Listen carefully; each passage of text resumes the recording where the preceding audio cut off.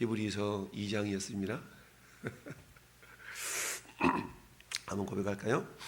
예수께서 육체를 입으신 까닭.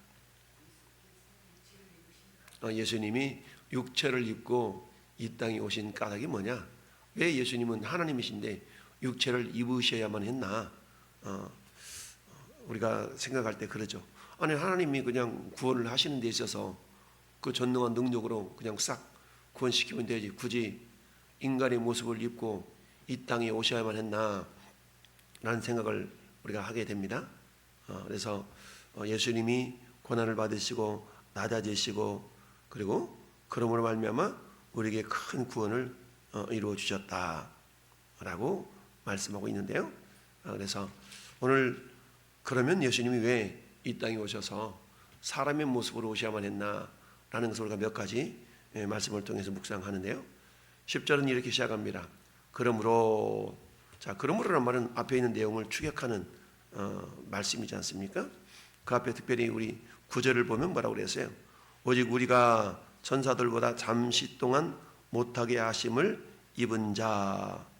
우리가 천사들보다 잠시 못하게 했다. 그렇잖아요. 천사들은 능력도 있고 죽지도 않고 이런 엄청난 힘이 있는 자들이잖아요. 그럼 어찌 보면 천사가 우리 사람보다 대단히 존귀한 존재고 위대한 존재인 것처럼 여겨지는데 그렇지 않다. 우리가 1장 14절에 모든 천사들은 섬기는 영으로서 구원받을 상속자들을 위하여 섬기라고 보내심이 아니냐. 천사가 위대하고 능력이 있지만 그 자체로서 높임을 받기 위하여서 천사를 그렇게 만든 게 아니고 그 위대한 능력들을 누구를 위하여 써먹으라고?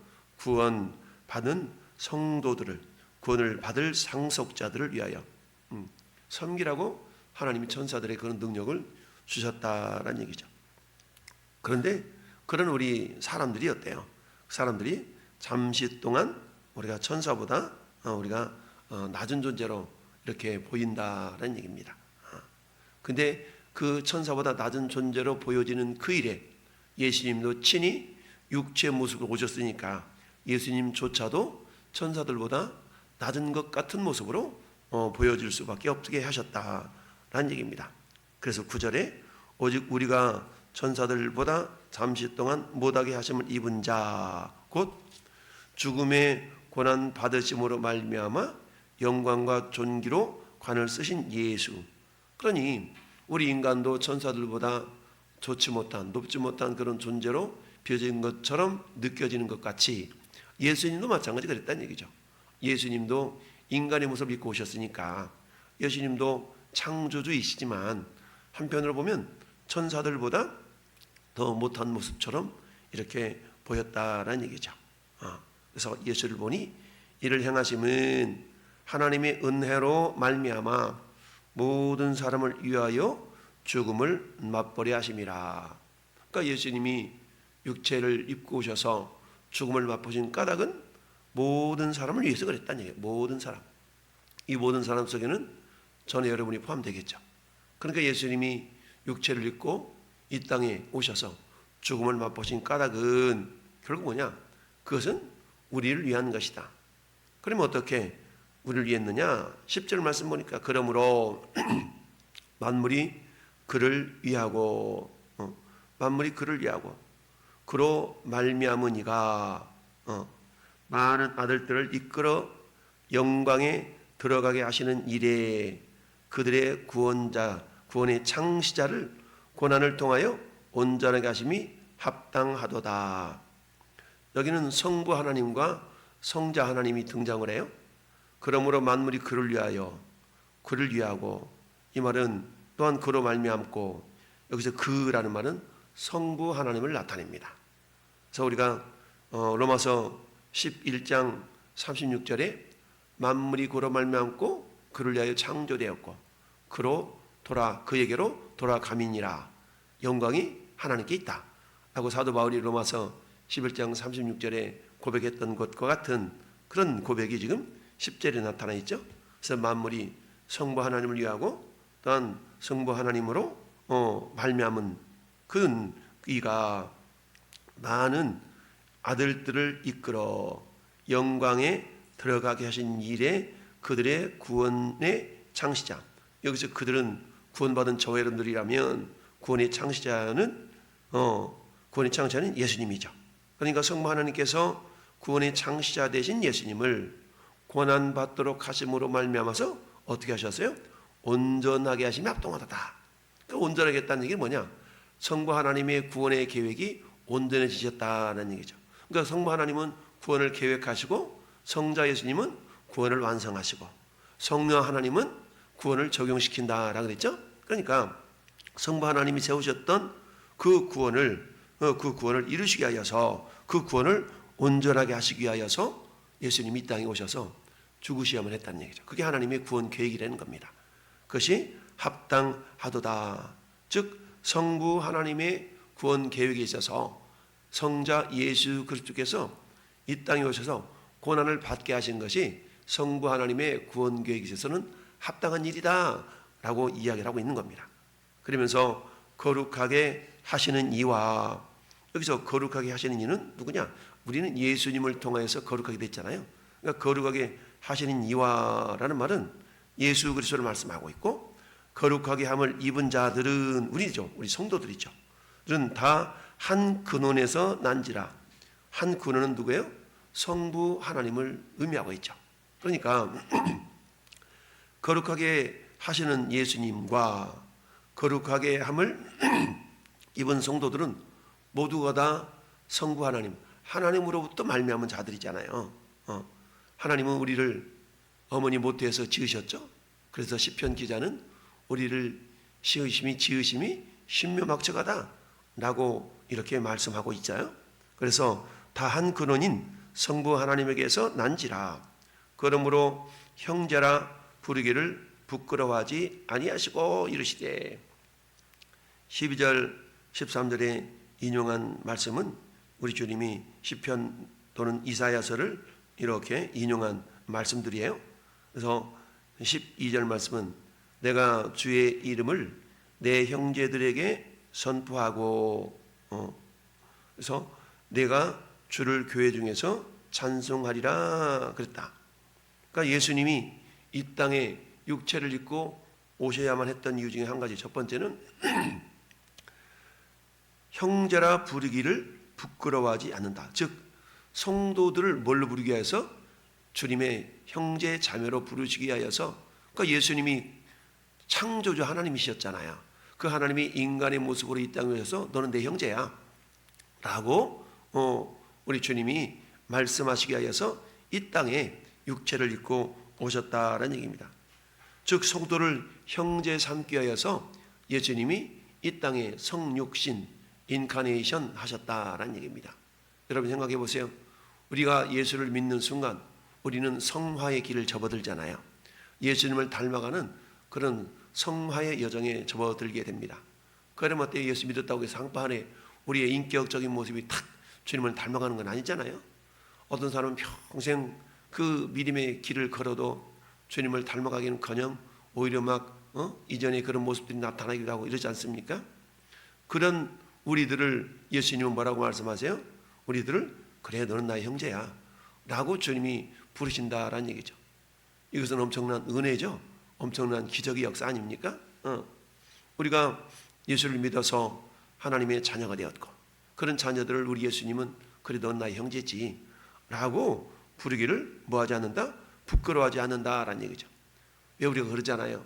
우리가 자식을 낳고 자식이 여럿인데 그 가운데 효도하는 자식도 있지만 속썩이는 자식이 있잖아요. 너 나 아버지라고 그러지 마. 속삭하면 막 그럴 때 있지 않습니까? 그런데 예수님은 비록 설령 그런 성도가 있다 할지라도 주님은 부끄러워하지 않는데 부끄러워하지 않으시고 그래 그래도 너는 내 형제지 라고 주님이 부르신다는 얘기죠. 이것을 위하여 예수님이 성육신 하셨다. 첫 번째, 믿는 저와 여러분들을 형제 삼으시기 위하여서. 저는 딸인데요, 저는 여자인데요. 영적인 관계가 그렇다는 거예요. 자, 그러면서 내가 예수님이 주의 이름을 성부 하나님을 내 형제에게 선포하고 내가 예수님이 주를 성부 하나님을 교회 중에서 찬송하리라 하셨으며 또다시 내가 예수님이 그를 성부 하나님을 의지하리라 하시고 볼지어다 나와 및 하나님께서 내게 주신 자녀라 하셨으니. 그러니까 예수님이 성부 하나님을 의지하고 신뢰했던 것처럼 또한 뭐요? 성도들도 예수 그리스도를 의지함으로 말미암아서 뭐하게 하는 거예요? 구원에 이르게 하신다라는 얘기입니다. 성부 하나님은 성자 예수님을 이 땅에 보내실 때 철저하게 성자 예수님은 성부 하나님을 신뢰하는 모습으로 이 땅에 오셨잖아요. 그러니까 예수님은 철저하게 자신의 뜻을 이루는 것이 아니라 성부 하나님의 뜻을 이루시기 위해서 이 땅에 오셨지 않습니까? 그런 것처럼 내가 성부 하나님을 의지하고 신뢰했던 것처럼 이제 예수 그리스도를 통하여 성도된 저와 여러분들은 어때요? 그 예수님을 의지하도록 하기 위해서 예수님이 뭐 했다? 이 땅에 육체를 입고 이 땅에 오셨다라는 얘기입니다. 자, 14절 말씀 보니까 자녀들은 혈과 육에 속하였음에 그도 또한 같은 모양으로 혈과 육을 함께 지니심은 죽으심을 통하여 죽음의 세력을 잡은 자 마귀를 멸하시며, 예수님이 육체를 입으신 까닭은 그 죽음을 통하여 마귀는 내가 이겼다라고 쾌재를 불렀지만 예수님은 다시 부활하심으로 그 마귀를 오히려 패배시키는 그런 일을 하신 것이죠. 그러니까 평생토록 마귀에 매여서 종노릇 했던 우리들을 해방시키시고 구원하시기 위해서 예수님이 이 땅에 육체를 입고 오셨다라는 얘기입니다. 그러면서 15절 말씀에 죽기를 무서워하며 한평생 매어 종노릇하는 자들에게 그런 자들을 놓아주려 하셨으니, 누구에게 매여 있어요? 마귀에게 매여서 마귀의 종노릇. 마귀는 죽음을 능력 삼아서, 죽음을 무기 삼아서 우리 사람들을 어떻게 해요? 사로잡고 있다 그랬죠?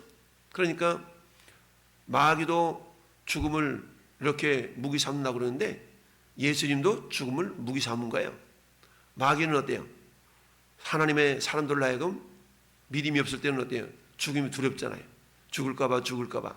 그런데 어때요?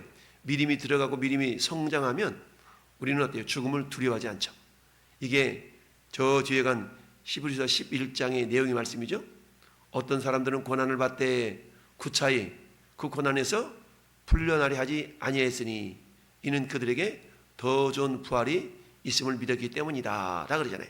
그러니까 더 좋은 부활, 즉 마귀는 너 그러다가 죽어, 죽음이 두려워서 마귀에 복종했다면, 마귀를 따랐다면 이제는 우리는 죽음을 두려워하지 않고 죽어도 다시 사는 부활의 능력이 있기 때문에 예수님도 죽음을 무기 삼는 겁니다.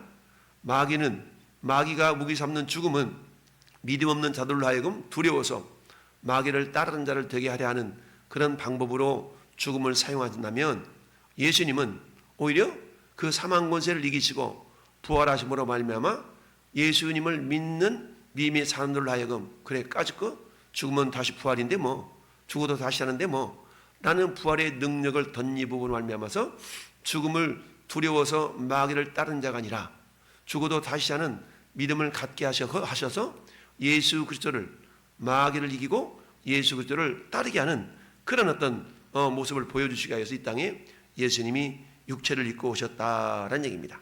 그래서 16절 말씀에 이는 확실히 천사들을 붙들어 주려 하심이 아니요 오직 아브라함의 자손을 붙들어 주려 하심이라 그랬어요.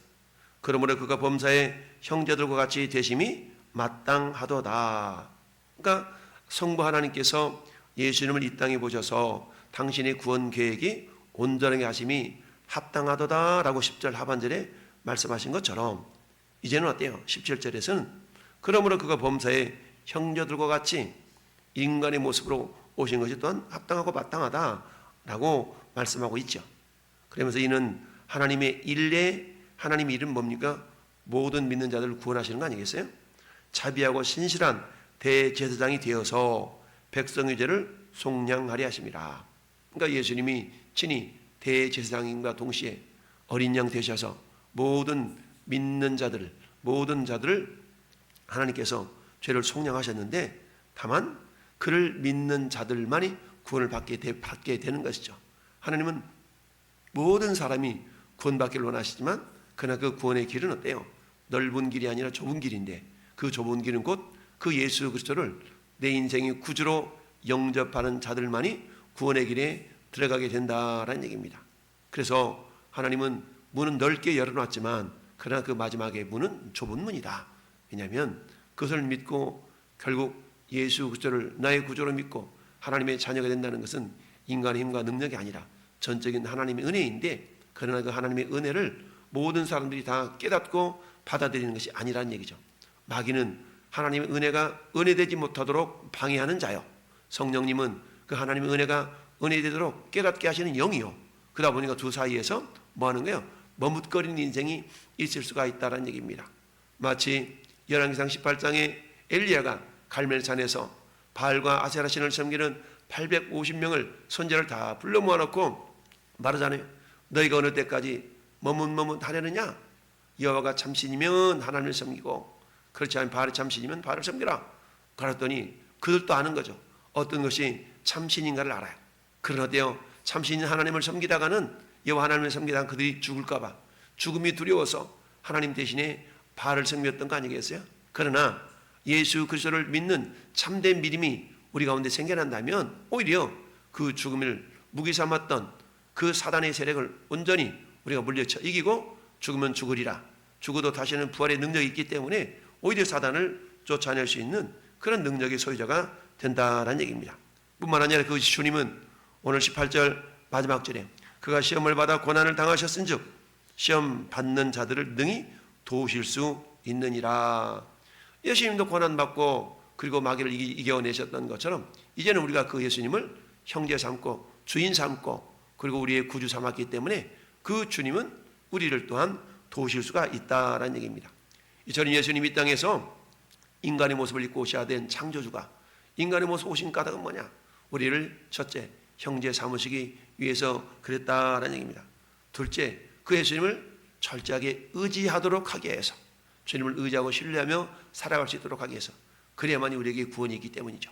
그래서 믿는 자들을 구원하시기 위하여서 우리 주님은 인간의 모습으로 이 땅에 오셔야만 했다라는 얘기죠. 그 주님은 지금 하늘 보좌 우편에서도 여전히 우리의 기도를 들으시고 우리를 도우시는 보혜사가 되셨죠.